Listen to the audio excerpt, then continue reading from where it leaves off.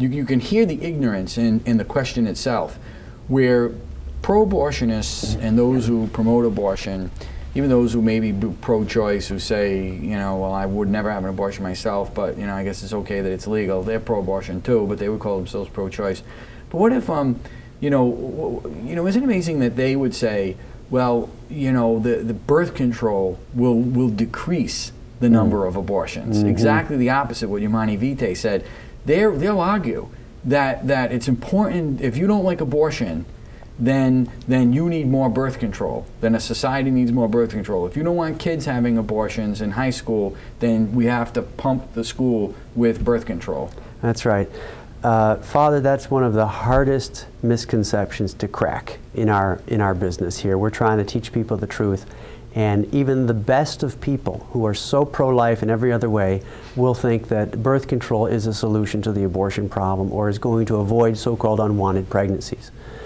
In the first case, there is no unwanted child. Okay, we always say that because every child of any pregnancy, That's a very good point. Okay, so we are there to take any child that is unwanted by a couple because somebody wants that child.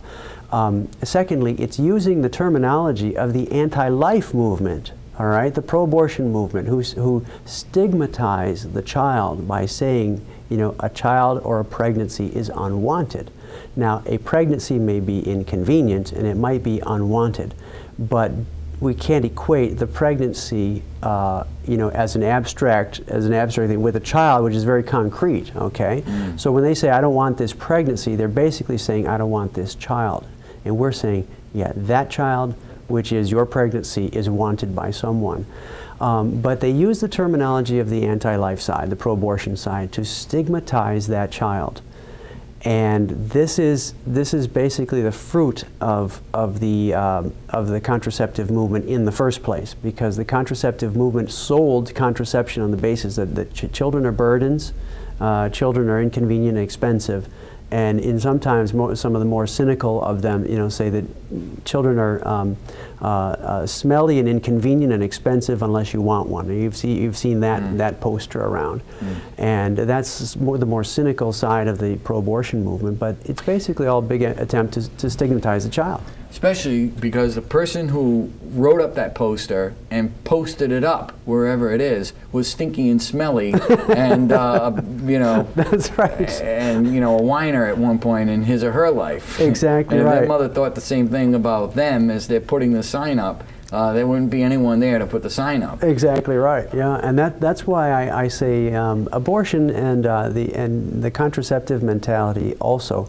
is inherently discriminatory, because we're all like this. You know, we all have our faults and failings, and we all have our limitations. But when you stigmatize a category of human beings, like unborn children, with these kinds of highly negative stereotypes, what you're doing is you're turning people's hearts away from those human beings to not recognize the humanity of that person.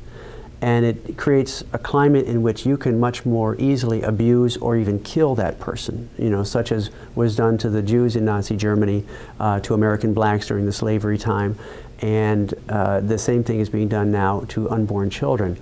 But what was the propaganda that made that stigmatization possible?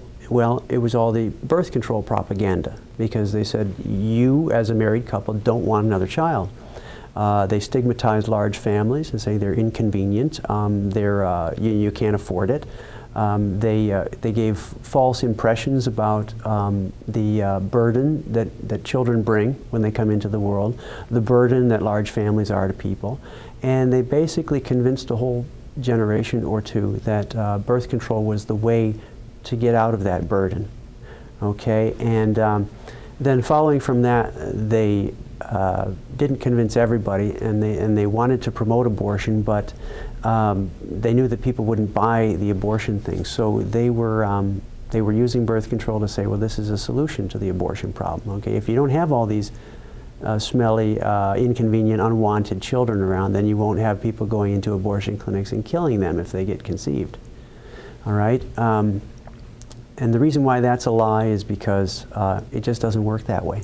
You know, when you give people a failed method of avoiding births, and birth control fails You know, every method of birth control fails except abstinence.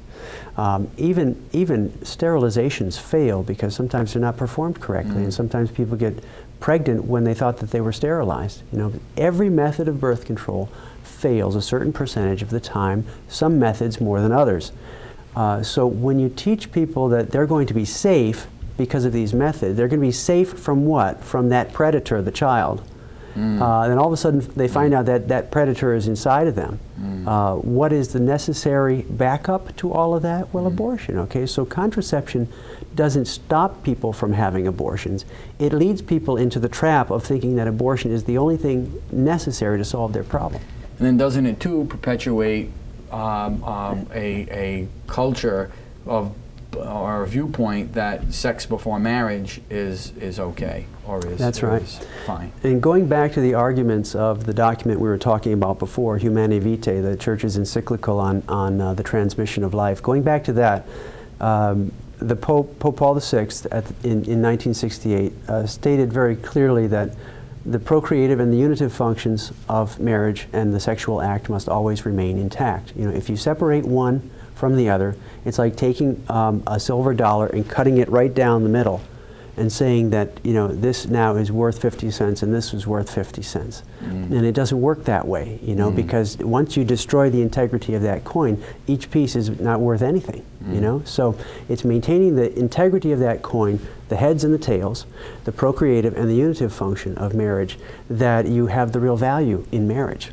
okay? And so the Church's wisdom comes back to bear on issues like contraception, because contraception does exactly that. Contraception is like a big knife which slices right down the middle of that procreative and unitive function and says that it wants to help married couples remain united, but really in actual fact it's cutting off the procreative function and destroying the act.